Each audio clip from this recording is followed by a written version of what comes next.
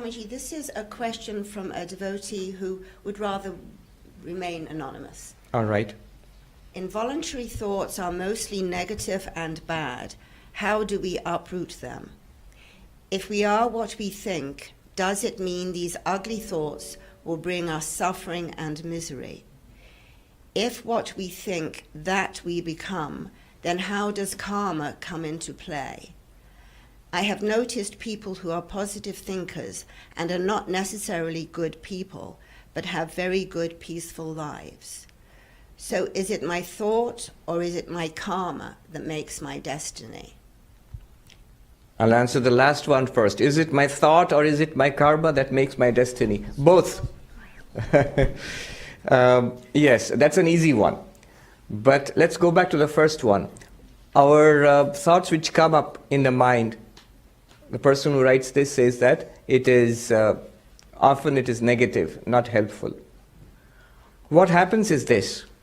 If we introspect inwards, we'll see that the thoughts which come up from some unknown source, from a subconscious reservoir of tendencies.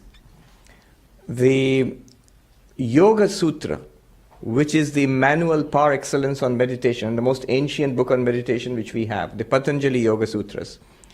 There are different commentaries on that. One of the main commentary is by Vyasa. It's called Vyasa Bhashya, commentary by Vyasa. There an interesting discussion takes place exactly on this subject. What it says there is that we have a storehouse of tendencies or traces, what in the modern world we might call the subconscious mind. The yogic term for that is samskaras. Samskaras are traces which are left in our mind by past actions, not necessarily in one birth. If you're a Hindu or a Buddhist or a Jain or a Sikh, you believe in many births. So maybe from many past lives, in our subtle body, especially in the mind, these samskaras are there, these tendencies. And they bubble up. And they become conscious thoughts. It's only at a late stage that we become aware of a desire, an annoyance, an irritation, something that's bubbling up from within, which might not be caused by anything in the world outside. Or it might be a reaction to something caused in the world. It comes from within. Where it comes from? From those samskaras.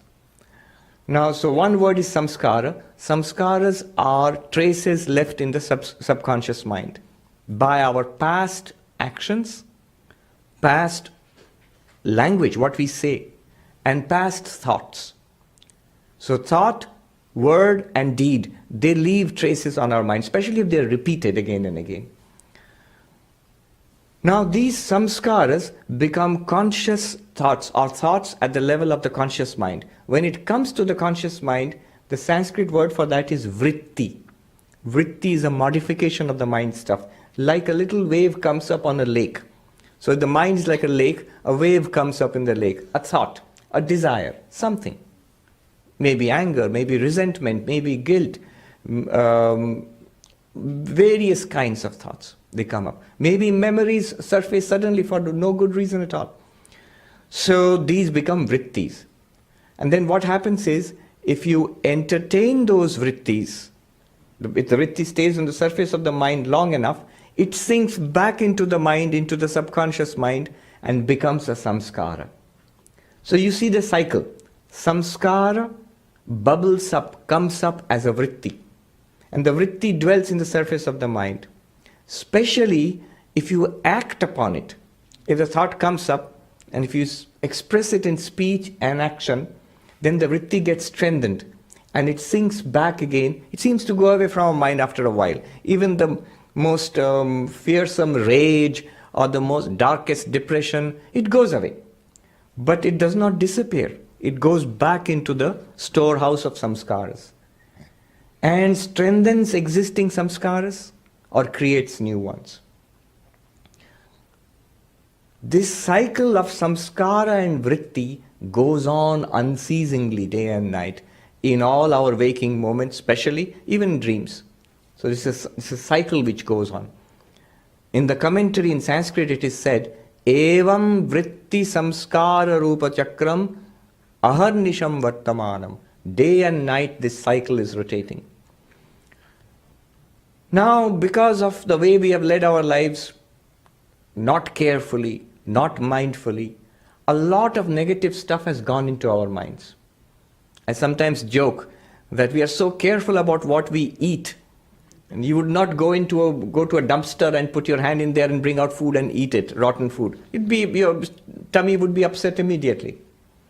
But we do that to our minds. We take in things from the world indiscriminately. We dump things into the mind until it becomes a mental dumpster. So no wonder that the mind is full of negativities. Now what do you do about it? Because it is rotating continuously. Normally we don't do anything about it. And so, like in computers, you have a default mode. When you boot a computer, whatever is programmed, that will start. So whatever is in there, that bubbles up, and we sort of act on that, and we live. This is our life. But you can consciously change it. Yoga says we can consciously change our vrittis and thereby our samskaras. The samskaras, the tendencies, the storehouse, we have no direct access to that. It's something that in the modern times, Freud discovered, that there is a subconscious layer to the mind, though it is being challenged now by modern psychology.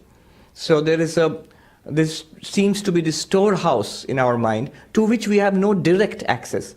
That's why your therapist, not right now, but maybe 40 or 50 years ago when Freudian psychotherapy was all the rage, and they would ask you for the contents of your dreams or free associate, sit down on the couch and talk, things like that. Because we have no direct access to the subconscious storehouse, it is only in dreams or in free association what bubbles up. They want to see, the therapist wants to see what bubbles up from within. So those are the samskaras. We have no direct access to it. But what we do have direct access to are the vrittis. So as the conscious thoughts, as they come to the conscious level, we become aware of it. And before it takes hold, before it becomes strong, before it becomes an irresistible tendency to, punch that irritating guy, or to sink into depression and I will not get out of bed today, the world is dark. Before it becomes that, the thought comes up. It's still fresh and weak before we give it power by acting on it or starting to do things. At that time, yoga says you can replace a negative vritti with a positive vritti. I'll repeat that. These thoughts which come up in our minds, at the initial stage when they come up, they can be replaced. A skillful yogi will replace negativities with positive thoughts. Thoughts of anger with thoughts of peace. Thoughts of jealousy with thoughts of happiness. Thoughts of depression with positive thoughts. So you can replace this, and this is possible. If you replace it, a negative thought with a positive, instead of just letting it come up and express itself, if you replace it, what will happen is you will dwell with a positive thought, a positive vritti for some time, and that will sink back into the storehouse, thereby weakening the negative vrittis and setting up new positive vrittis. If you're with me so far, this nice example I read of a Zen teacher, and the student goes and complains about exactly this thing, that when I meditate, all sorts of negative thoughts come up in the mind. Bad thoughts, unwanted thoughts. And the teacher said, here is a bowl with stones, the polished stones which there are in the Japanese gardens, so smooth stones, black stones and white stones. And here's an empty bowl. Whenever a negative thought bubbles up in your mind, in your calmness of meditation, take a black stone and put it in the empty bowl. If a positive thought comes, take a white stone and put it in the empty bowl. And go on practicing like this. And the student did that. Initially, you know what happened? The empty bowl was soon filled up with black stones. Maybe 1 or 2 white stones were there. But over time, as he watched, over time, slowly the white stones in the bowl increased till one day the bowl was mostly white stones. What it means is slowly we can reprogram, change the inner conditioning. The practice is to replace negative thoughts, vrittis, with positive ones. Now it's easy to say that, not so easy to do it. What is required, what enables us to do it, is a calm and meditative mind. If the mind is not meditative, habitually a little calm and reflective and introspective and quiet, what will happen is, before you know it, negative vrittis have bubbled up from the mind and taken over the mind. We have patterns of thinking. We think thousands of thoughts in a day, but the thoughts are not original or different or new. Mostly they are the same kind of thoughts. So let's become aware of our thought patterns. Put a little distance between yourself and the mind. You are not the mind. If there's one lesson that you should take away from the Vedanta society, is that we are not our minds. We are the knowers, the illuminers, the witness of our minds. In my light, the mind functions. Thoughts come up, stay, and disappear.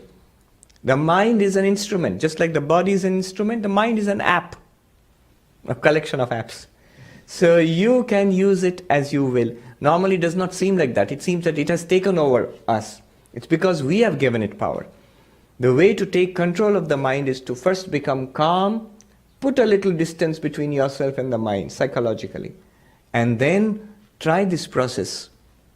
It's an ancient insight, a commentary on the Patanjali Yoga Sutras, which is an answer to this question. You can replace negative vrittis with positive ones, unwanted thought patterns with healthy thought patterns. At first it will be a struggle, will be difficult, but worthwhile. Over time it changes.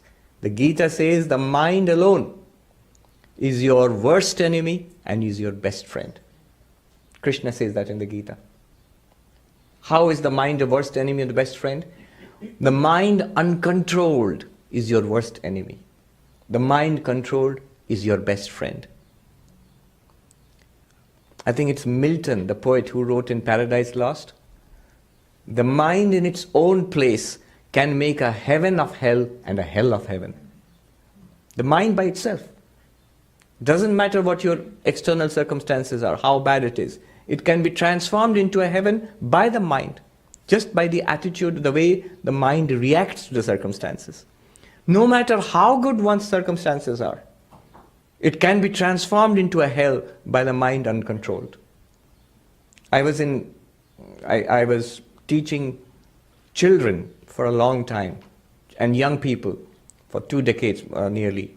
And I saw young people from the best of families, where parents were rich and prosperous and good family, all of that is there, and yet they ruin themselves, maybe by drug addiction or by some kind of something.